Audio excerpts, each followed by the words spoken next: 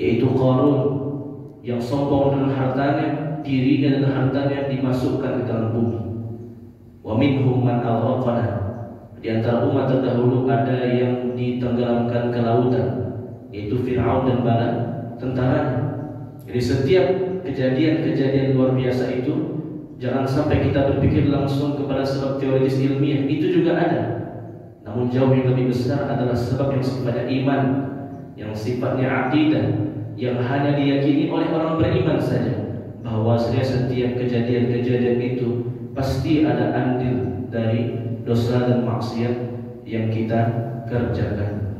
Ya, jadi kita tidak sampai dari munafik insyaallah selagi kita meyakini sebab terbesar itu adalah karena dosa dan maksiat. Dan juga kita tidak boleh mengesampingkan sebab-sebab yang sifatnya ilmiah, karena itu memang ada pelajarannya, ada studinya, ada penelitiannya. Jangan sampai kesampingkan. Namun yang paling utama dan terutama adalah perbuatan dosa dan maksiat. Bahkan Allah mengatakan, walau yu'akhidullahu an-nasa bi dhulmihim ma taraka 'alaiha min dabbah. Kalau Allah mau menghitung dosa kita satu persatu, maka tidak ada lagi kehidupan di muka bumi ini. Kalau Allah mau, udah binasa kita semua. Walakin yu'akhiruhum ila ajalin musamma. Tapi Allah berikan ajalin musamma, waktu tambahan. Musibah yang muncul ini hanya karena sebagian kecil, agar kita mau merasakan dampak buruk dari dosa kita. Kalau Allah mau menghitung satu persatu dosa kita, udah penuh bumi ini dengan dosa, udah musnah semuanya makhluk hidup ini ya oleh Allah Subhanahu wa taala. Yang kedua terkait dengan ya jabatan dan pangkat. Kata Rasulullah sallallahu alaihi wasallam, jangan pernah mengajukan diri kalian untuk meminta jabatan. Karena siapa saja yang mengajukan dirinya meminta jabatan, maka Allah tidak akan menolongnya. Jabatan itu adalah tanggung jawab yang besar. Jangan dianggap sebagai nikmat. Memang nikmat juga, tapi sisi tanggung jawabnya jauh lebih besar. Berapa yang akan dia pertanggungjawabkan? Semakin tinggi posisinya, semakin banyak yang dia pertanggungjawabkan. Kullukum ra'in wa kullukum mas'ulun 'an ra'iyati. Setiap kalian adalah pemimpin, dan setiap pemimpin akan mempertanggungjawabkan apa yang akan dia pimpin. Kalau tidak ahli, kalau tidak kompeten, kalau tidak punya kepandaian di bidang itu, jangan pernah mengajukan diri sebagai seorang pemimpin. Karena orang-orang yang tidak ahli, yang tidak pantas menjadi pemimpin, kemudian dia mengajukan dirinya menggunakan cara-cara KKN untuk pemerintahan, untuk jabatannya, maka Allah tidak akan menolongnya dan akan menjadi tanggung jawab berat bagi dia di hari kiamat di hadapan Allah Subhanahu wa taala. Namun kalau dia mampu, dia kompeten, dia punya ilmu, dan dia yakin dia bisa berbuat adil dan tidak berbuat zalim, maka insya Allah tidak mengapa dia mengajukan dirinya untuk sebuah jabatan. Sebagaimana Nabi Yusuf alaihissalam mengajukan dirinya untuk menjadi bendahara di kota Mesir. Ya, qala ja'alni 'ala khazainil ardi inni hafizun 'alim. Wahai raja Mesir, jadikanlah aku sebagai bendahara negaramu, karena aku adalah orang yang terpercaya, orang yang punya ilmu. Jadi jangan sampai kita mengajukan diri kita untuk sebuah jabatan kalau tidak kompeten, kalau tidak punya ilmu, kalau tidak bisa berlaku adil. Lebih baik menjauh dibandingkan nanti diberikan jabatan tidak bertanggung jawab, tidak ahli, muncul kerusakan yang lebih besar dibandingkan kebaikannya. Idza wusila al-amru ila ghairi ahliha fantadhiris sa'ah. Apabila suatu urusan tidak diberikan kepada ahlinya, tunggu kehancuran, tunggu datangnya hari kiamat. Ya, Allah Subhanahu. Silakan Bu.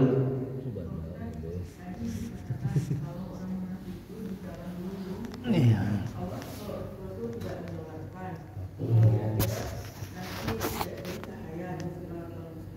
Ya. Kemudian yang dimasukkan ke dalam neraka yang paling dalam. Nah itu kan dulu. Kalau sekarang bagaimana tuh Pak Ustaz? Apakah ada ciri-cirinya atau apa yang diberikan Allah kepada orang-orang yang munafik?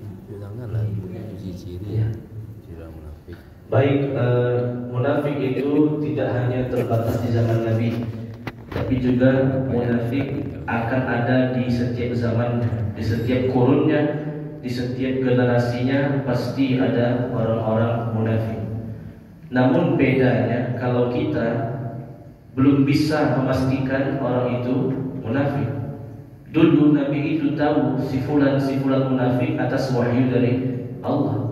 Sekarang kita tidak terima wahyu dari Allah, dan tidak bisa kita memvonis dengan pasti orang itu orang yang munafik. Karena menuduh seseorang itu kafir, menuduh seorang muslim kafir, menuduh seorang muslim munafik, itu tuduhan yang berat. Berarti kita sudah mengeluarkan dia dari Islam. Kata Nabi SAW, janganlah kamu mengatakan kepada saudaramu, ya kafir, wahai kafir. Kadang lisan kita bercanda-canda mengatakan wahai kafir, wahai fasik, wahai munafik, wahai pelaku dosa. Kata Nabi SAW, faqad ba'a biha ahaduhuma. Tuduhan itu pasti akan balik kepada salah satu dari dua, ke yang dituduh atau ke yang menuduh. Kalau memang betul tuduhan itu, selamat yang menuduh. Tapi kalau tidak, kita bilang dia kafir padahal dia tidak kafir, balik ke kita. Kita katakan dia munafik padahal dia tidak munafik, kembali tuduhan itu kepada kita. Kita katakan seorang fasik, ternyata dia tidak fasik di hadapan Allah, balik kepada kita.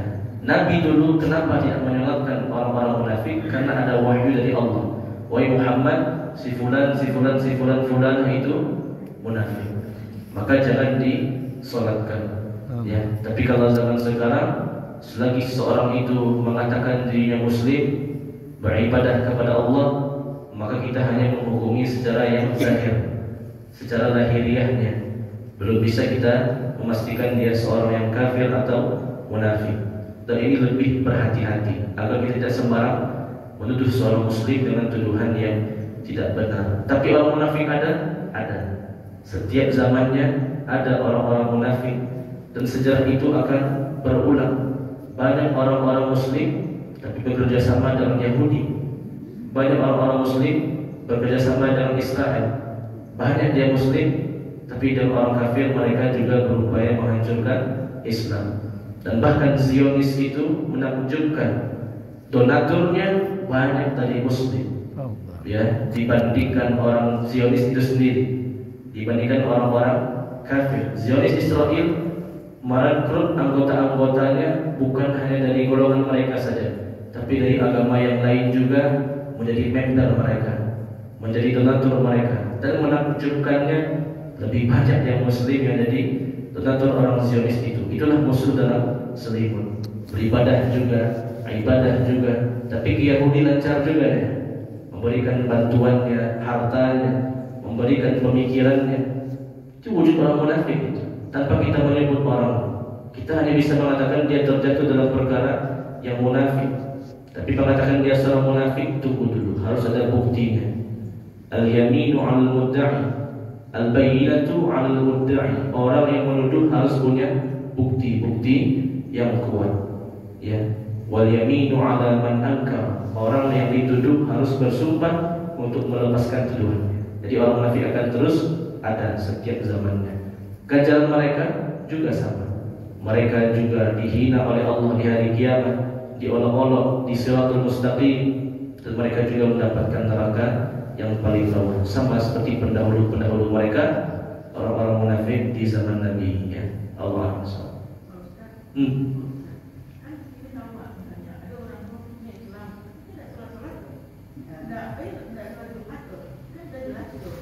Iya.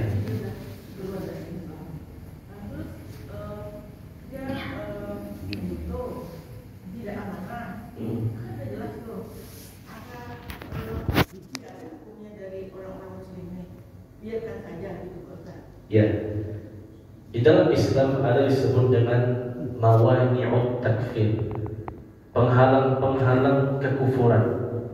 Jadi untuk memvonis seseorang itu kafir atau dia munafik, itu ada penghalang-penghalangnya. Kalau sudah hilang penghalangnya, maka jelaslah dia sebagai orang yang kafir. Apa saja penghalangnya? Yang pertama, al-jahlu, kebodohan. dia orang yang tidak tahu. Kalau dia memang tidak tahu, berarti dia belum orang yang kafir. Yang kedua adalah at-taqlid. Taklid itu adalah mengikut kepada kebiasaan, mengikut kepada tradisi, mengikut kepada lingkungannya. Itu disebut dengan taklid. Yang ketiga adalah al-ikrah, keterpaksaan. Apakah dia terpaksa melakukannya atau atas kesadaran dirinya. Yang keempat adalah asyubuhat, pemikiran yang menyimpang di dalam kepalanya. Kalau seseorang itu melakukan kekufuran, perbuatan yang kafir, karena dia sudah tahu itu perbuatan yang salah, tidak dalam keadaan terpaksa atas kesadaran dirinya, dia punya ilmu seputar itu, tidak punya pemikiran yang menyimpang, dan dia tidak bertaklid, maka dia sudah keluar dari Islam. Tapi kalau dia berbuat kekufuran, tapi karena dia bodoh, belum. Kalau dia berbuat kekufuran, tapi dia punya syubhat, pemikiran yang menyimpang, tidak dihukumi. Kalau dia berbuat kekufuran, tapi karena dia terpaksa, belum. Ya. Dan siapa yang berhak menghukumi adalah seorang yang alim, seorang yang punya ilmu, bukan setiap orang awam. Ya. Jadi kalau ada di masyarakat gejala seperti itu, orang yang beribadah, orang yang muslim tapi tidak beribadah, tidak sholat, tidak berpuasa, macam-macam ibadah dia tinggalkan, maka beritahukan kepada orang yang berilmu, orang yang punya ilmu agama. Nanti dia akan mendakwahinya dan dia akan melihat statusnya. Orang ini apakah sudah hilang semua penghalang kekufurannya. Kalau sudah hilang, maka dia dihukumi kafir. Kalau masih ada penghalangnya, maka belum dihukumi sebagai orang yang kafir. Karena menghukumi orang yang kafir ini berat, Bapak Ibu. Kalau tidak balik kepada diri kita. Dulu zaman Imam Ahmad, khalifahnya, pemimpinnya mengatakan Al-Quran makhluk.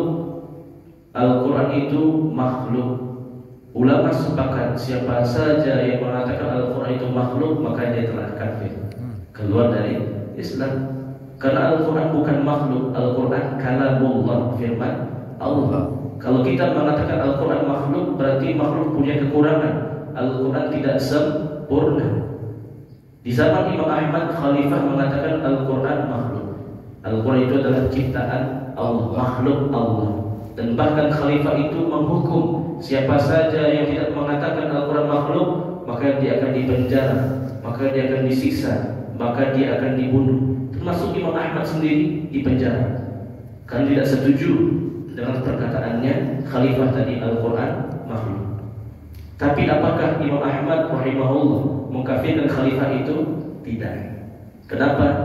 Karena Imam Ahmad meyakini bahwasanya khalifah itu khalifah yang jahil, yang tidak punya ilmu, dan dia punya syubhat, pemikiran yang menyimpang di kepalanya yang belum dihilangkan.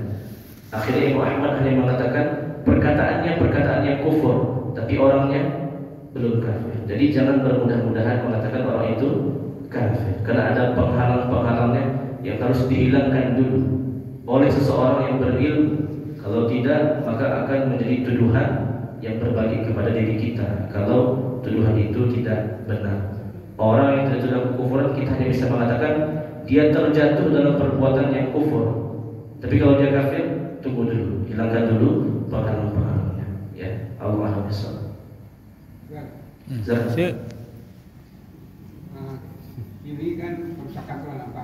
Iya. Yang dilaksanakan oleh pribadi-pribadi, perorangan maupun kelompok-kelompok.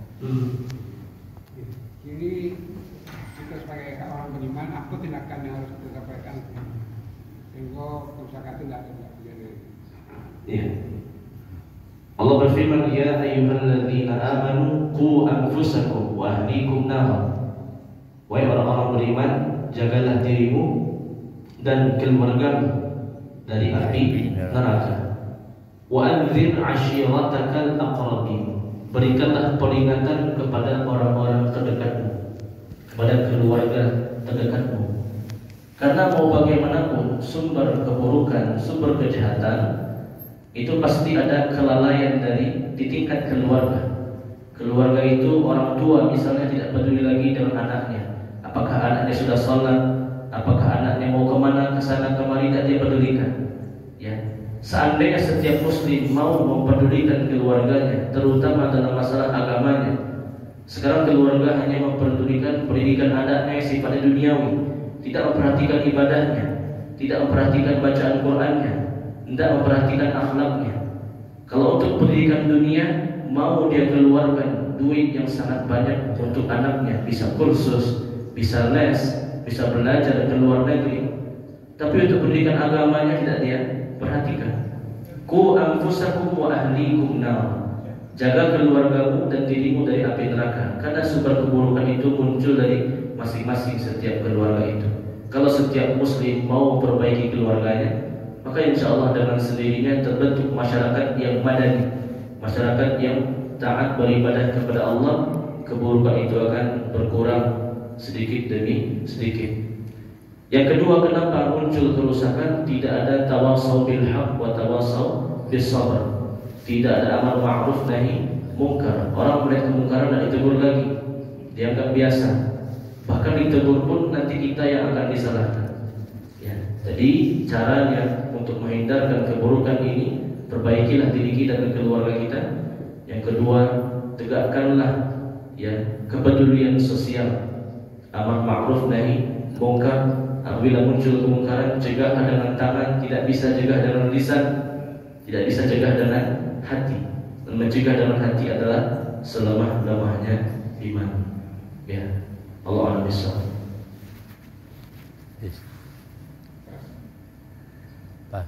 Pas, baik, kita cukupkan. Mudah-mudahan bermanfaat, dapat kita pahami, dapat kita amalkan. Kepada Allah kami mohon ampun, kepada Bapak Ibu semuanya kami mohon maaf kesalahan kekurangan. Subhanakallahumma bihamdik, asyhadu an la ilaha illa anta, astaghfiruka wa atubu ilaik. Billahi taufiq wal hidayah. Assalamualaikum warahmatullahi wabarakatuh. Waalaikumsalam warahmatullahi wabarakatuh.